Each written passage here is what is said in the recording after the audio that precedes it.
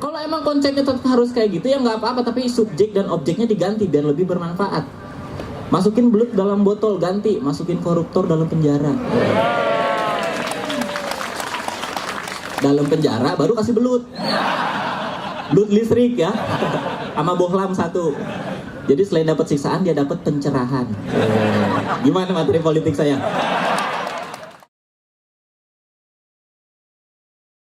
Tamu kita Ridwan Ramin. Ya.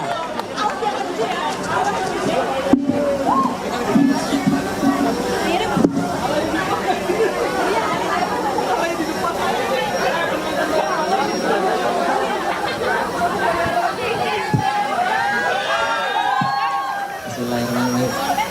Assalamualaikum warahmatullahi wabarakatuh.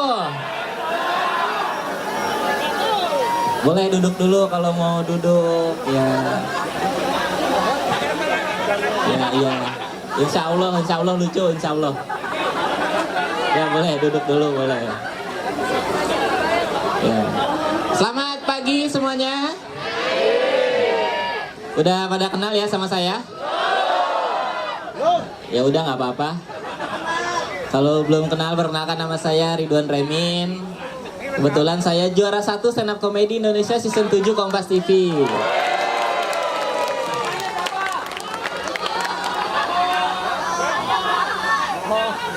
Cuma itu prestasi hidup saya. Tolong dihargai. Ibu.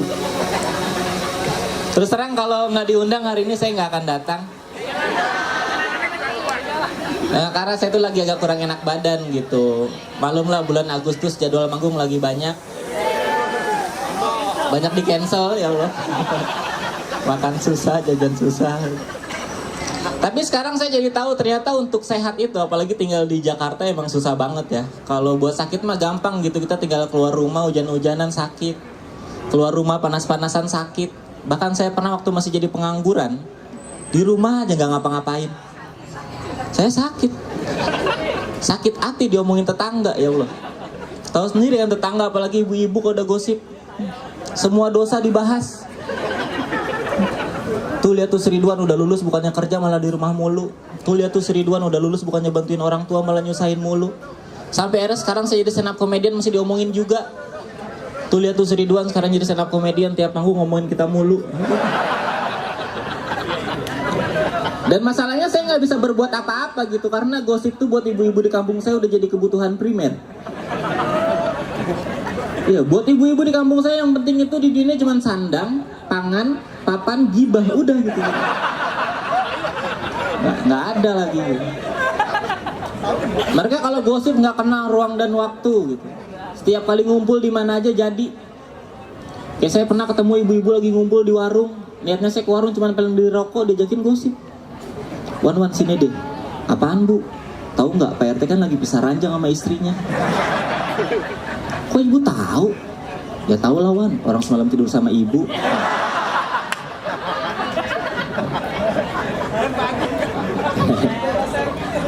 Parah gitu kalau di sini ibu-ibu suka gosip? Suka ya? Tunggu aja ajabnya bu. Gak apa-apa, lanjut terus. Tapi nggak apa-apa ya, saya kalau ketemu sama orang yang hobi gosip kayak ibu-ibu di kampung saya tuh, saya bukannya kesel malah kasihan.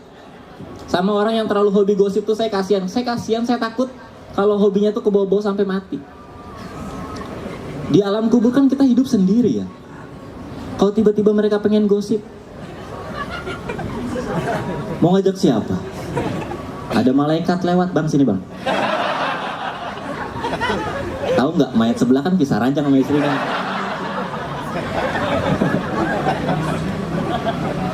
Sehat itu susah gitu, makanya saya doain semua karyawan Bulog nih sehat-sehat terus, selalu dikasih kesejahteraan. Kalau bisa habis acara ini gajinya naik 2 kali lipat. Tapi dengan sistem pembayaran 2 bulan sekali. Dirapel ya. Tapi sini ada yang kalau kerja nggak ada uang tambahannya males-malesan ada? Nih saya bukannya mau ngatain, bukan mau ngasih tahu gitu ya, tapi menurut saya kerja itu jangan terlalu berfokus pada uang. Kerja mah ikhlas aja gitu. Karena ketika kita kerja udah ikhlas, yang namanya duit pas lagi kepepet mah ada aja. Yang minjemin, yang ngutangin, sama rezeki mah dari Allah. Kerja mah ikhlas, saya aja datang sini ikhlas, tujuannya buat ngehibur Bapak Ibu sekalian. Kalau saya dapat bayaran ya alhamdulillah saya syukurin. Kalau nggak dibayar ya udah saya tungguin. Masa nggak dibayar sih? Bulok loh. Dibayar kan ya? Bayar gak sih ini? Dibayar kayaknya sih. Ikhlas. Iya ikhlas. Bayar ya Mas ya? Tapi ya kerja mah enjoy aja gitu, karena nggak ada kerjaan yang enak terus. Saya kan bisa dibilang sekarang tuh artis ya.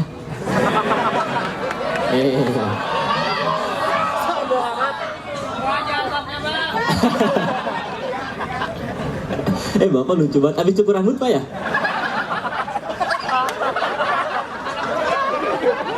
Di tengah lagi, pantesan agak silau gitu.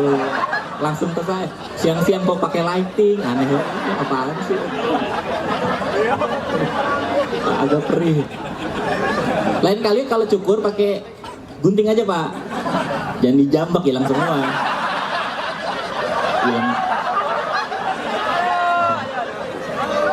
Yang gunting. Saya ini artis gitu ya. Dulu saya kira jadi artis tuh enak, punya kerjaan, terkenal, jauh dari permasalahan hidup. Setelah saya alamin sendiri, ternyata ada nggak enaknya jadi artis. Nggak enaknya tuh kalau kita ketemu teman lama yang kenal kita sebelum kita jadi artis, karena otomatis diledekin Pas. Kayak pernah saya jalan sore-sore mau ke warung, ketemu temen pulang kerja, terus dia ngeledekin kayak, "Cie artis, stand up dong." Awalnya biasa aja, tapi lama-lama kesel gitu, karena di situasi itu saya kan nggak boleh bales, harus terima-terima aja gitu. Kalau boleh balas mah pengen gitu, lagi jalan-jalan sore ketemu teman pulang kerja, "Cie artis, stand up dong." Terus saya balas, "Cie buruh, demo dong, spanduk nih, bensin, sana bakar diri." Pengen gitu, tapi kan nggak boleh. Terus kalau lagi jalan-jalan ke mall gitu, ada aja orang-orang gak jelas yang teriak-teriak, Ridwan. Begitu deket nih, mentang-mentang udah jadi artis, sombong lu, lupa sama gua. Gua gak jadi artis juga males inget lu nih. Lu siapa sih? Pernah punya utang? Enggak gitu. Terus kadang orang digituin suka julid gitu, gak asik lu sekarang, sombong. Gua gak asik, lu so asik. Perasaan sebelum ketemu dia hidup saya asik-asik aja tuh. Cuma itu yang paling gak enak jadi artis zaman sekarang, kita tuh gampang banget dicap sombong. Padahal zaman dulu Fir'aun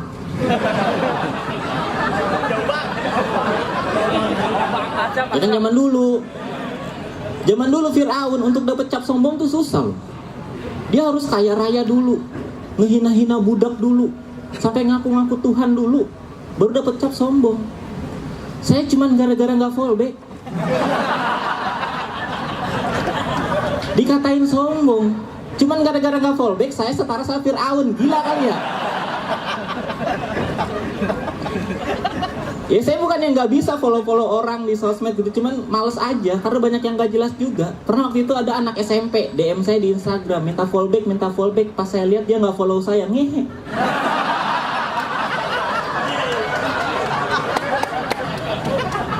Jadi minta fallback tapi dia nggak follow gitu. Dikiranya saya bego kali ya.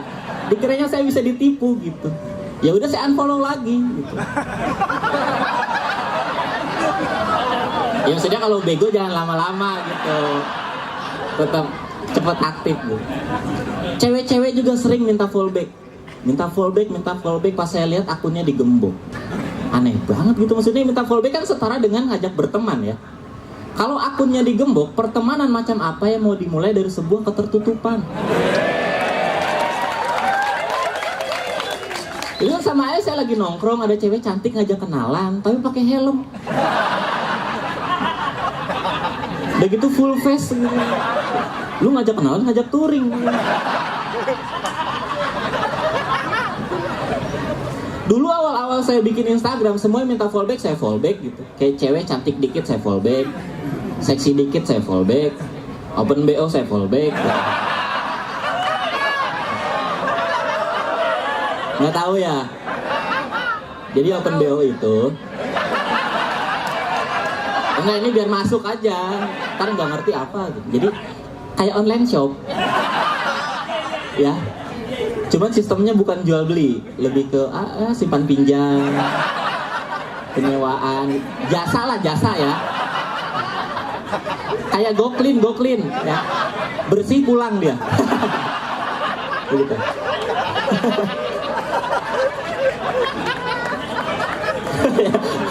Yang ketawa cowok doang, yang bapak-bapak lagi. Spesifik ya. Tapi saya juga seneng follow akun yang gituan ya. Bukan buat macam-macam, lebih ke survei lah. Karena secara konsep pemasaran, cewek-cewek open BO tuh konsepnya nggak ada di buku tuh.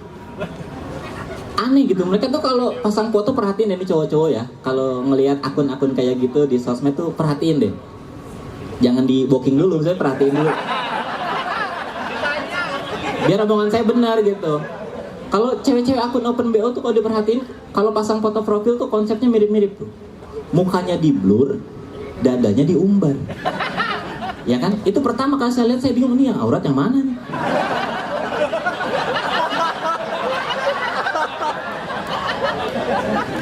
Apa salah ngedit ya bro? Kebalik kali itu. Saya balikin tumpah HP-nya.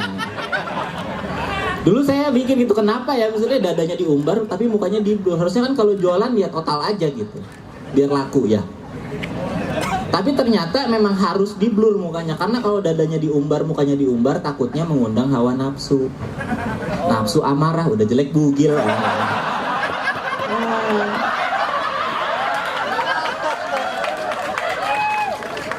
Nambah-nambah dosa aja. Mending pakai helm touring. Tapi ya senang sekali bisa diundang di sini gitu. Saya tuh kalau ngelihat orang-orang lomba semangat tuh suka iri gitu. Saya karena lomba 17-an nggak pernah ikutan, nggak pernah mau gitu. Karena menurut saya lomba 17-an nggak terlalu menarik gitu. Dari dulu gitu-gitu aja konsepnya. Kayak lomba makan kerupuk tadi ada. Nggak kebeli kerupuk sini ya. Saya paling males tuh, jangan kan disuruh main, suruh nonton aja males lomba makan kerupuk gitu. Karena konsepnya cuma ngeliatin orang makan kerupuk, tangannya diikat, nggak seru gitu. Harusnya dibikin lebih seru lah, dibikin ada hawa-hawa perjuangannya gitu, dibikin lebih tegang. Jadi orang makan kerupuk tuh tangannya diikat, matanya ditutup, bapaknya diculik. Wah. Itu yang lomba juga pasti semangat gitu, pasti pengen pada menang gitu, karena kalau kalah jadi yatim.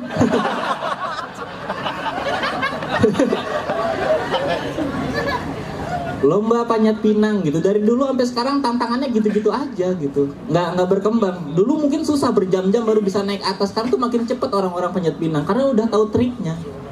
Karena ya tantangannya gitu-gitu aja, harusnya dimodif gitu, jangan cuma naik lurus, kalau bisa jejak gitu. Atau membentuk angka 8 gitu. Jadi lurus, jejak, membentuk angka 8. Pas menang dapet SIM.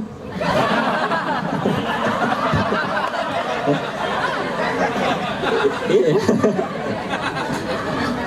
Atau tantangannya di upgrade gitu. Biasanya kan panjat pinang tuh cuma pakai oli, pakai gemuk gitu. Gantilah pakai balsem.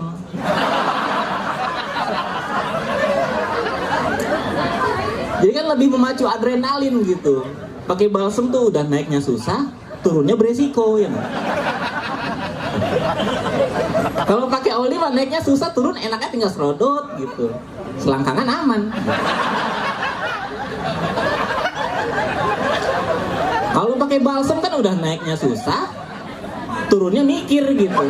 Kalau dipaksain serasak. Selangkangan amsyok. Hadiah nggak dapet, masa depan hilang.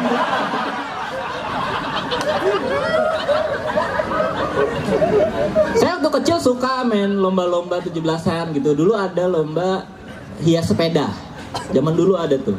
Karena mayoritas anak kecil zaman dulu punya sepeda gitu. Jadi sepeda tuh dihias-hias, dibikin meriah, dikasih pita-pita. Jari-jarinya dikasih sedotan. Biasanya belakangnya dikasih aqua glass. Biar pas jalan berasa ada knalpotnya ya. Kalau zaman sekarang nggak ada lomba itu karena mayoritas anak zaman sekarang nggak punya sepeda. Lihat aja anak-anak SD zaman sekarang kalau main jarang bawa sepeda, bawa pacar. Mau bikin lomba apa coba? Masa datang-datang ke panitia bawa pacar? Udah meriah tuh. Udah dikasih pita-pita, jarinya dikasih sedotan, sama mulutnya kasih aqua glass. Jadi kalau ditanya, "Dek, pacarnya yang mana?" Tuh yang omongannya gak ramah lingkungan gitu. Saya seneng ikut lomba gitu yang bermanfaat lah. Kalau misalnya di kampung tuh kayak lomba kampung paling bersih, gapura paling bagus, janda paling cantik. Nah, saya seneng tuh. Saya nggak seneng yang nggak ada manfaatnya kayak lomba masukin belut dalam botol. Manfaatnya apa coba? Buat kita nggak ada, buat belut nggak ada. Ya nggak ada manfaatnya kan? Kalau emang konsepnya tetap harus kayak gitu ya nggak apa-apa, tapi subjek dan objeknya diganti biar lebih bermanfaat. Masukin belut dalam botol ganti, masukin koruptor dalam penjara. Dalam penjara baru kasih belut. Belut listrik ya, sama bohlam 1. Jadi selain dapat siksaan dia dapat pencerahan. Gimana materi politik saya? Ngomongin belut. Tapi seneng gitu, bulan Agustus tuh bulan yang spesial gitu. Bulan yang paling pas buat ganti cat gapura. Ya, makanya kalau jalan-jalan ke kampung, komplek tiap bulan Agustus tuh gapuranya bagus-bagus. Beda sama di kampung saya dari tahun ke tahun gapuranya gitu-gitu aja. Saya nanya sama Pak RT, "Pak ini nggak dicat?" "Udah, tapi nggak dibales."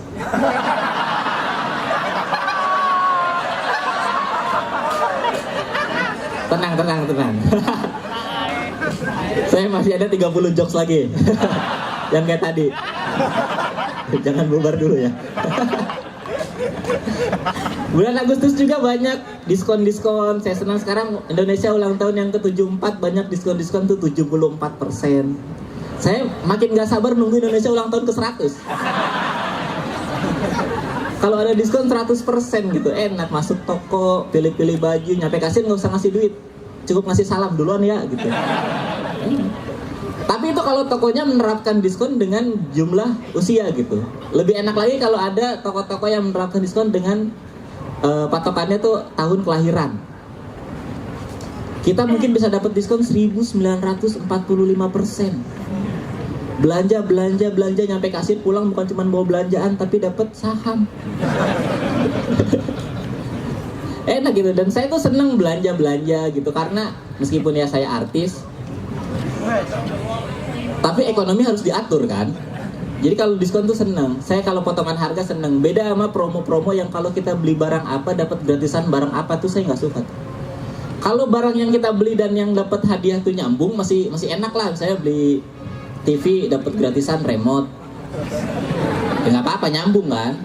Beli motor dapat gratisan helm, beli mobil dapat gratisan helm juga. Ya siapa tahu belinya Formula One kan pakai helm.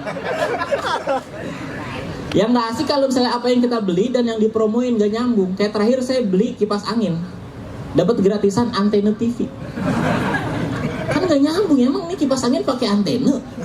Kalau pakai ribet nanti tiap saya nyalain kipas angin di rumah adik saya teriak, antenanya puterin, anginnya renyep, bukan lu renyep. Saya seneng diskon gitu kalau barang-barang gitu, kecuali makanan saya nggak terlalu mikirin lah, karena saya meskipun udah punya uang, saya jarang makan yang mahal-mahal. Emang dari kecil saya jarang makan. Kelihatan, kurang ajar bapak ya. Saya jarang makan gitu, bukan karena nggak mau, memang nggak doyan aja. Waktu kecil tuh saya sering ditakut-takutin gitu kalau lagi males makan sama nyokap tuh, "Ridwan makanannya habisin, kalau enggak nanti nasinya nangis." Ibu-ibu sering gitu ke anaknya. Jangan bohong bu, dosa. Dari kecil saya kalau dibilang kayak gitu nggak pernah percaya gitu. Makanannya habisin nanti nasinya nangis. Maksudnya dari sekian banyak makanan yang ada di dunia, ketika kita makan nggak habis, kenapa cuma nasi yang nangis? Emang dia serapuh itu? Misalnya saya makan nasi sama tempe orek nih, dua-duanya nggak saya habisin karena saya kenyang. Masa yang nangis cuma nasi? Tempe oreknya ngapain? Ngehibur nasi. Kalau emang iya kejadiannya drama banget pas itu. Di sebuah piring ada nasi lagi nangis. Disamperin sama tempe. Kamu kenapa nangis? Aku udah dibayar, tapi nggak diapa-apain.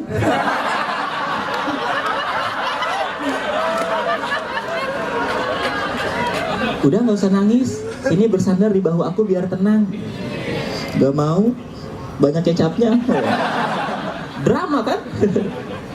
Dan untungnya ya mitos nasi nangis tuh nggak pernah terjadi. Kalau mitos nasi nangis beneran terjadi, yang paling kasihan adalah nasibnya nasi yang ada di rumah makan Padang. Coba bayangin kalau ada orang makan di rumah makan Padang, makanan yang nggak habis, nasinya nangis, siapa yang mau ngibur nasi di sana? Tempe orek nggak ada. Di rumah makan Padang nggak ada makanan sebaik tempe orek. Adanya juga cuma rendang, kikil, emping. Asal kalian tahu ini makanan-makanan jahat semua, berkolesterol.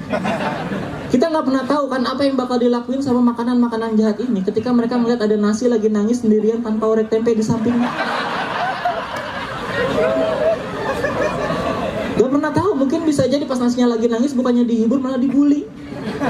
Dan nasi lagi nangis, sampai nama rendang. Ya elah, itu aja nangis lu, dasar raskin.